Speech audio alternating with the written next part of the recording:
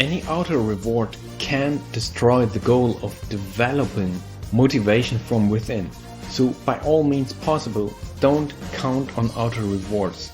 Instead, use the truly working strategies that are presented before. It's hard, it takes a lot of effort and constantly practicing them, but after a while you will develop true self-motivation from within and it will grow. Now then, the only hard part can be that sometimes it's difficult to get started. But also I presented some tricks to get started much more easily. Once you are rolling, once a train is rolling, it's unstoppable.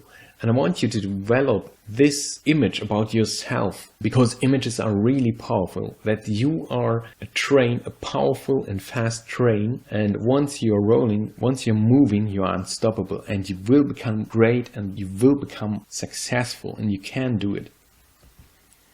Now, how do you keep rolling? Again, I mentioned some strategies before, but here I want to present two further cool and simple mindset tricks to keep rolling. And these are about procrastinating the right things. Usually we do this like in the morning. We ask ourselves, what could I do just not to get started with working? And the brain will respond, I could brush my teeth, I could clean the house, do a little workout, eat a little snack. And I want you to use the same techniques that you automatically use to put off starting your working day. Use them for your benefit. And one way is to find a tiny task right before you finish. What small task could I do right before I finish? Ask yourself this question. This works wonders for me because it's just a tiny task, as you say to yourself.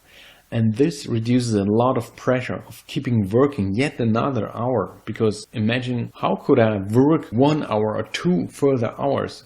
This would be overwhelming, but just imagine one tiny task. And sometimes this tiny task turns into half an hour of extra work, of getting ahead in the endeavor and getting closer to success. And sometimes these little accumulated extras really move the needle for me and for my success. The other question that I want you to ask yourself is the if only question. At the end of a bad procrastination day, you wish you had done at least anything, right? At least a tiny task would be much better than not having achieved anything.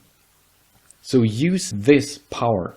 Ask yourself, if I only accomplish one thing, what would it be? This also relieves the pressure of doing a lot today.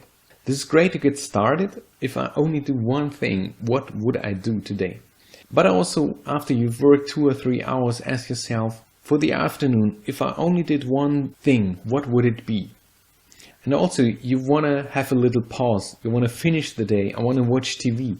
Just ask yourself, if I only did one thing before watching TV, what would it be?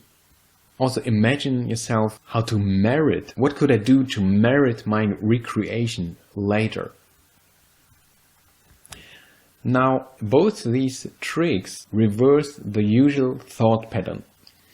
If I only could eat a little snack, or if I could just watch TV, I don't want to work. This is the usual thought pattern, but you reverse it by asking questions. You will make the brain want to respond. And if you ask the right questions, the brain will come up with the right answers. That is, beneficial answers to your goals that you really have in life. And this will lead you to do the right action.